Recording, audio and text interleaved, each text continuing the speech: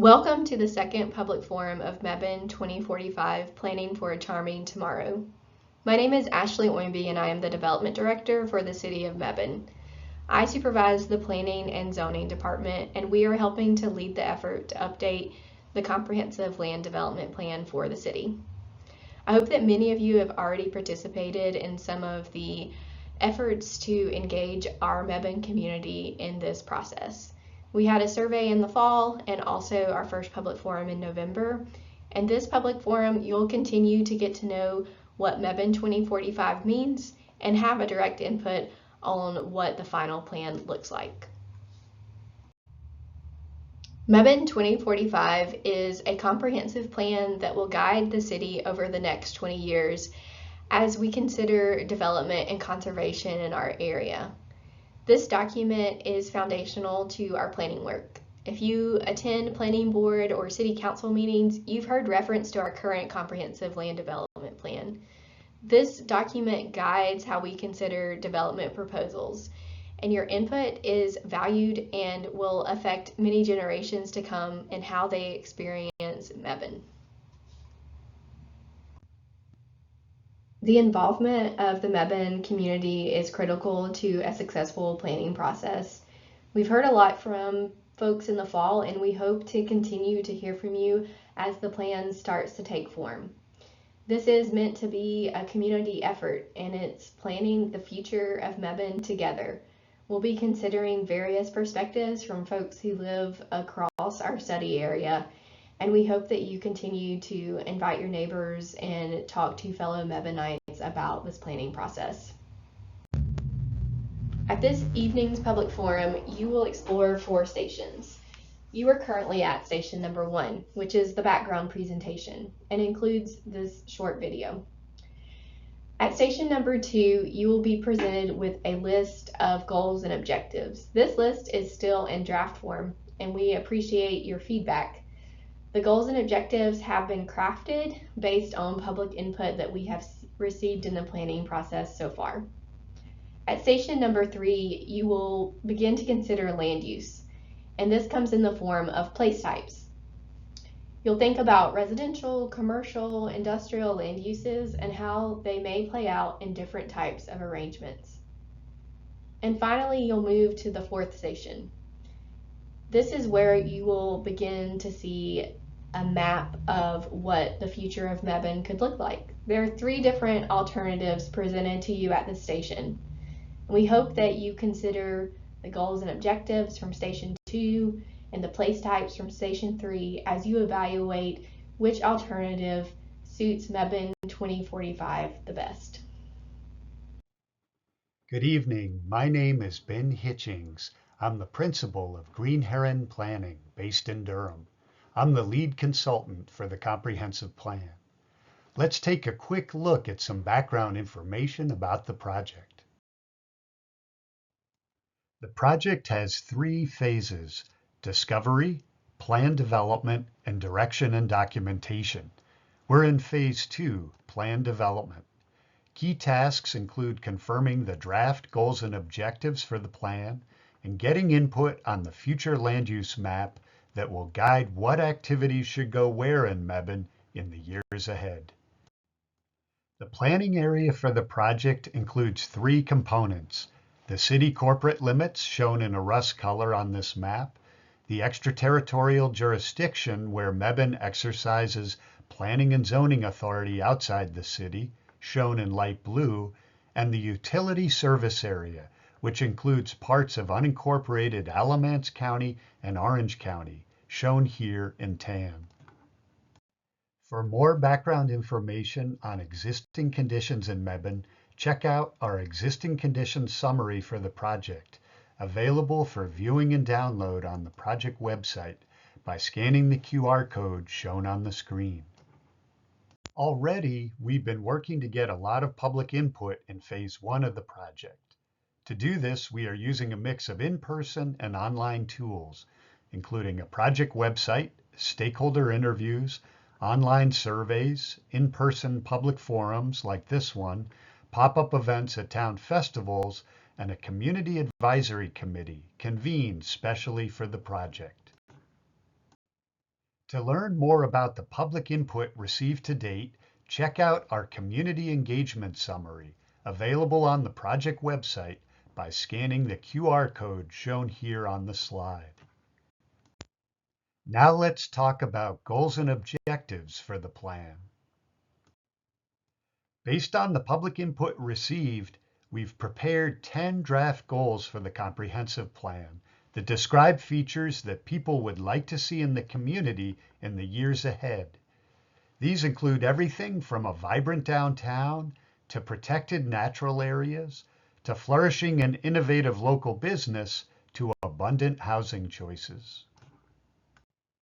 To view the full list of draft goals and objectives, visit station number 2 here at the public forum or scan the QR code on the screen for a downloadable copy available on the project website. We really want to hear what you think, so please make sure to share your input on the draft goals and objectives by visiting station number 2. Next up, to talk about land use and place types featured at Station 3, we have Meg Nealon, the president and owner of Nealon Planning, based in Hickory. At Station 3, you will be introduced to the place types you see on the maps at Station 4. The use of place types classifications is a modernized approach to describing the potential development pattern. In the past, we have used different colors on maps to represent various types of land uses. But commercial development, for example, at Exit 154 is not the same as a commercial uses on Clay Street downtown. So now we describe the places in terms of land use as well as other character-defining features.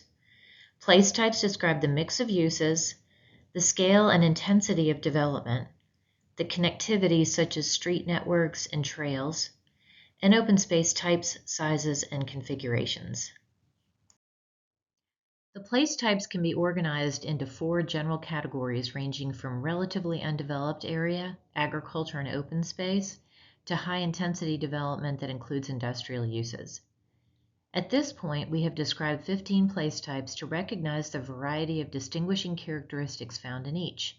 The 2 on the bottom refer to more conventional development styles that can be integrated into other place types, such as mixed use. We may find, with input from you, that we can describe the preferred future land use and conservation pattern with fewer place types. At Station 3, you will find a brief explanation of each place type. This information is repeated at the Station 4 displays, so you can refer to those as you review the maps and other information about each scenario. Now let's hear from Matt Noonkester, the founding principal and owner of City Explained Inc., based in Marvin, North Carolina, who will talk to us about future land use scenarios. The 4th station at the public forum provides an opportunity to learn more about alternative futures being contemplated for Mebane in an effort to make more informed and coordinated decisions about growth, conservation, and development in the future. First and foremost, Station 4 provides the opportunity for you to learn more about and provide feedback on different scenarios for growth, development, and preservation, and related key decisions important to planning for the city's future. Participants at the in-person event will interact with project team members directly, ask questions, give their initial impressions, and leave comments on post-it notes at each of the 4 tables under the headings, "What do I like most about the scenario?" "What do I dislike about the scenario?" and "What questions do I have about the scenario?" More on that later. A short online survey was also launched today to collect feedback and will remain open for a few weeks following the event to collect additional input and feedback. The new comprehensive plan for Mebane relies on scenario planning and a likely impacts analysis to evaluate different options for the community, measure their impacts, and evaluate the trade-offs for fulfilling the stated vision and goals for the comprehensive plan. The process starts in the same place, with an existing conditions analysis to know where the city stands today. It also ends at the same place, with a future land use map to include in the comprehensive plan document. Everything in between is flexible. The 3 alternative futures presented for the forum build on the thoughts, ideas, and opinions expressed so far in the comprehensive planning process. We'll also talk about that on later slides. Ultimately, our goal for scenario planning is to support the comprehensive plan, The scenario planning process and the choices it considers should empower the community with more information and more confidence to make decisions about its future. The scenarios were born from an existing conditions analysis for the comprehensive plan, public comments received during the planning process up to this point, and the draft vision and goals presented at the public forum. These were the ingredients that we had available for creating different scenarios. We used these ingredients to create 3 recipes, the scenarios themselves, in consultation with the Project Advisory Committee. And tonight, we are presenting the 3 scenarios to you for reaction. Basically, the meal is served. 3 alternative scenarios created for the public forum include the momentum continues, noted as A on the presentation boards, strengthening the core, noted as B on the presentation boards, and network of vibrant centers, noted as C on the presentation boards. So how are these scenarios the same? Each represents the same planning area, the city limits, the city's extraterritorial jurisdiction, and portions of unincorporated Alamance and Orange counties. This is the same planning area used for the city's recent water and sewer utility master plan. They also assume the same growth forecasted for the planning area, which you will see presented at each of the stations. A committed development inventory, meaning projects that are approved by City Council but have not yet been built, is also assumed present in all 3 scenarios. And existing development patterns observed in 2024 were also locked in for each scenario. And how are the 3 scenarios different? Each assumes different types, locations, patterns, and intensities of development in the planning area to accommodate new residents and businesses in the future. Each also assumes different types, intensities, and locations for land preservation in the planning area to either protect environmental resources or maintain a more rural character. Varying the themes and solutions to address community concerns voiced in the comprehensive planning process provides choices and trade-offs for you to respond to during the event. A hybrid scenario for Mebane will be developed from one or more parts of the 3 scenario concepts presented at the public forum on February 27, 2025.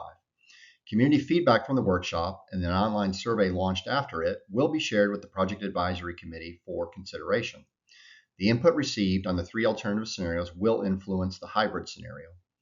The hybrid scenario will be shared with the community in the draft comprehensive plan document released for public comment. The material presented at each station is organized using 6 posters. The first poster presents the overall concept for the scenario and important features for it when applied to the planning area. The second poster grounds each of the scenarios in the public comments that we have received up to this point in the planning process. The third poster describes in more detail what the colors on the scenario concept posters represent, our place types as described for Station 3. The fourth poster indicates where potential growth areas might be located under the direction of each scenario, and these are different for the 3 scenarios. The fifth poster depicts the allocation of future growth, residential and non-residential, for the planning area using a computer simulation model. And the 6th poster summarizes key features of the scenario in terms of impacts. The slides that follow quickly orient you to each of the scenario concepts. Please visit the individual stations and study the posters for more information. The first scenario is Scenario A, the momentum continues. In it, Mebane rides the wave of growth, capitalizing on its prime location west of the triangle. This approach embraces an open market dynamic where private investment flows, fostering rapid development across the region. Economic opportunities abound as businesses, industries, and residential communities grow both in size and number, drawing newcomers and fueling the local economy. This scenario thrives on its flexibility, allowing the city to evolve organically in response to demand. While this path brings economic benefits and a broad spectrum of housing, shopping, and job options, it also requires strategic infrastructure expansion to keep pace with the growth. The second scenario is Scenario B, strengthening the core. In it, Mebane embraces a smart growth strategy, concentrating development generally within its existing footprint. This grow up, not out philosophy prioritizes infill development, adaptive reuse, and revitalization of underutilized spaces. By leveraging existing infrastructure, this alternative fosters a more efficient and sustainable urban fabric. Development pressure on historic areas and working lands in the unincorporated county areas is lessened as strategic investment is focused on the city and its extraterritorial jurisdiction. Thoughtful planning ensures that the balance between urban convenience and rural charm remains intact. The third scenario is Scenario C, network of vibrant centers. In it, the planning area is organized into a thoughtful crafted network of distinctive centers, each with its own identity and purpose. Growth is distributed across well-defined nodes, ensuring the development complements, rather than overtakes, Mebane's rich landscapes and heritage. Each center is a hub for community life, whether for work, entertainment, innovation, or relaxation, designed to harmonize with its surroundings. Natural and cultural assets shape development patterns, provide a seamless blend for built in natural environments. Conservation corridors interweave these centers, offering greenways and blueways that connect people to nature and to each other. This approach fosters a balanced, livable, and connected Mebane where growth enhances quality of life rather than overwhelming it. And if you feel overwhelmed by all the information presented at the three scenario stations, head straight over to the side-by-side comparison station for a quick comparison between the themes, ideas, impacts, and trade-offs being presented for the community.